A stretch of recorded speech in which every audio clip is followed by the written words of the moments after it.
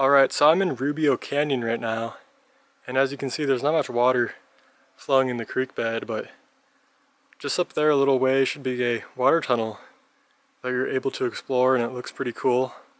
So I'm gonna go check that out.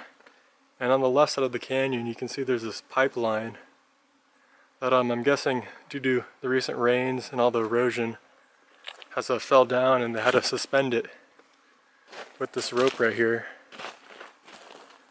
And yeah, so I'll see you up the canyon. So this water tunnel right here still has the metal door on it, so there's no way we can get into this one, unfortunately. But there is an open one right across the canyon, so let's go have a look at that one. Alright, so this is the water tunnel that's open here in Rubio Canyon. And as you can see there's a concrete doorway around it, and on the concrete is on the date 1934. So that was probably when the water tunnel was dug.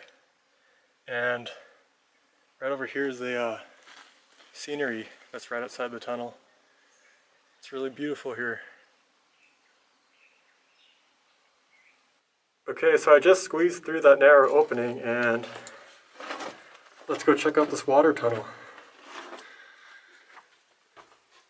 You can see the roots have worked their way down into the mine looking for water, and there's some weird stuff growing on them. I don't know if that's mold or something.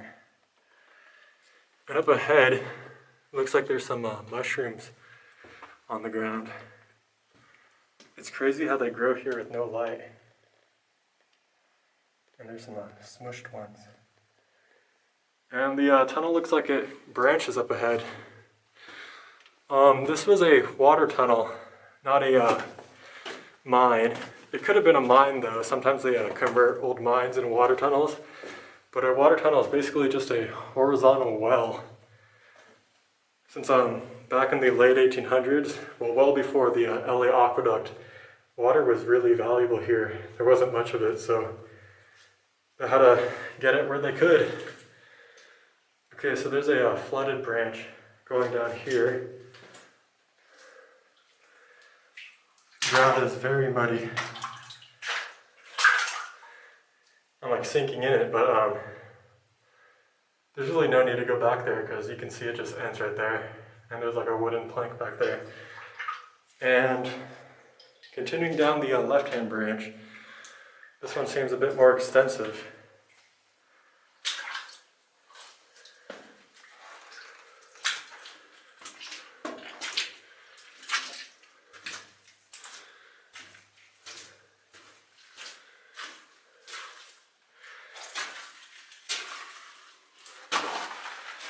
Oh, this is really cool. I'm on the right-hand side of the tunnel. You can see it's really smooth.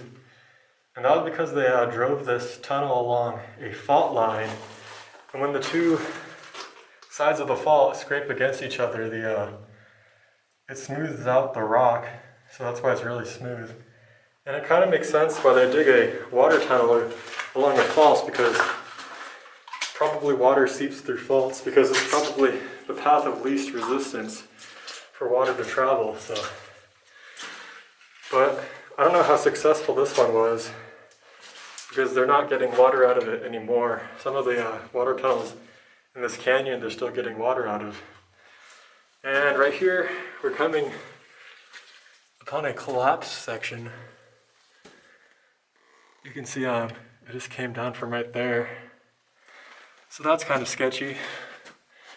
And right here along the fault line, someone molded a face. It says Tony, February 14th, 1990. And let's keep going. See how far it goes behind this collapse.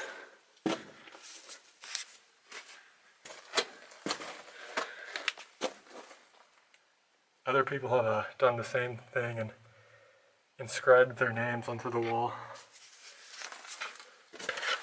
And you can see people that brought bottles in here. Not sure how old those ones are though. And I know I said this probably wasn't a mine, but this might be an ore body right here, I'm not sure. So maybe this was a mine. and then they converted it into a water tunnel, but it's really hard to say. Okay, so I just scrambled down there, and the tunnel does go a little bit further. You can see there's some destroyed pieces of timbering up here.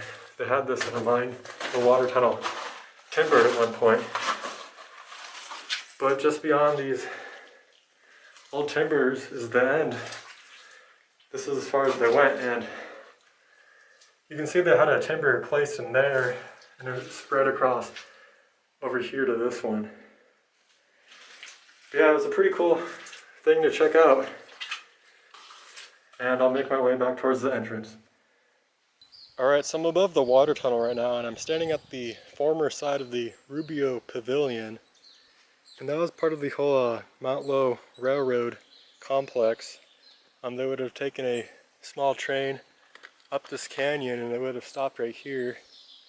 And there'd be sort of like a resort right here. And then from here they would take this inclined railway all the way up to the top of Echo Mountain, where there'd be another resort. And then they could even take another railroad further than that up to the Alpine Tavern.